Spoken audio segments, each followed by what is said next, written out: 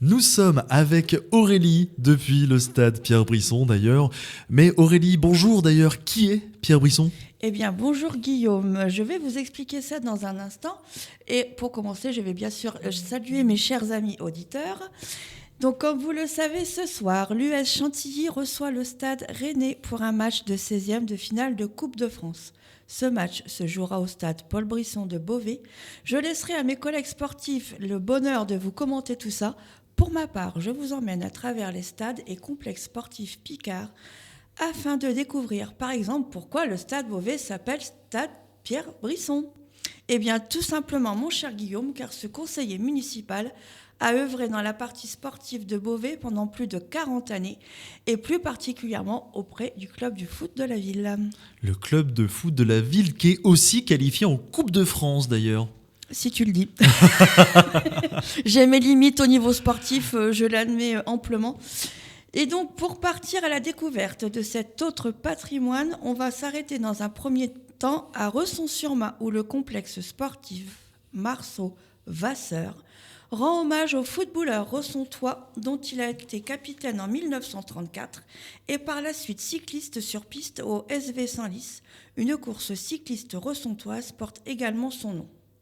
Un peu plus loin, dans le village de Lassigny, rendez-vous est donné aux sportifs locaux au gymnase Maurice Fournier, grand athlète de saut en hauteur. Il concourra 2 fois aux Jeux Olympiques.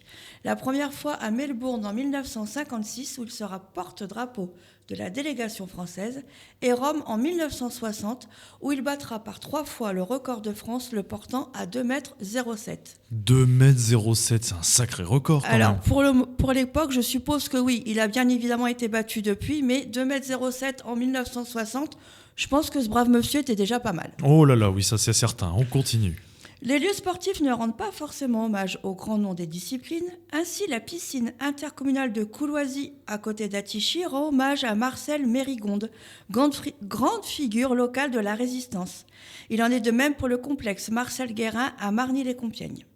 Direction nos voisins Axonais, dans l'Aisne, je précise, et arrêtons-nous au stade Paul de Brisy à Saint-Quentin, rendant mémoire au professeur d'éducation physique qui s'impliquera dans la vie sportive locale en y lançant la lutte gréco-romaine, dont il deviendra président de la Ligue Picardie.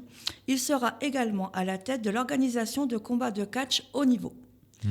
Un peu plus loin dans le sud de l'Aisne, nous prenons la direction de Saint-Senis à côté de Chauny et nous profiterons du complexe sportif Jolamant, coureur cycliste amateur qui s'est distingué à plusieurs reprises sur la célèbre course Paris-Chauny, mais qui a toujours voulu garder sa place d'amateur et n'a jamais voulu rentrer dans le monde du professionnel.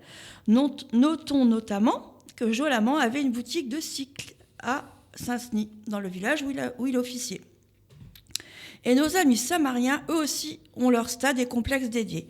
Et non, le stade amiénois ne s'appelle pas stade de la licorne, en mémoire d'une célèbre créature ayant vécu, mais parce qu'elle est présente sur le blason de la ville. Je sais, je détruis un mythe.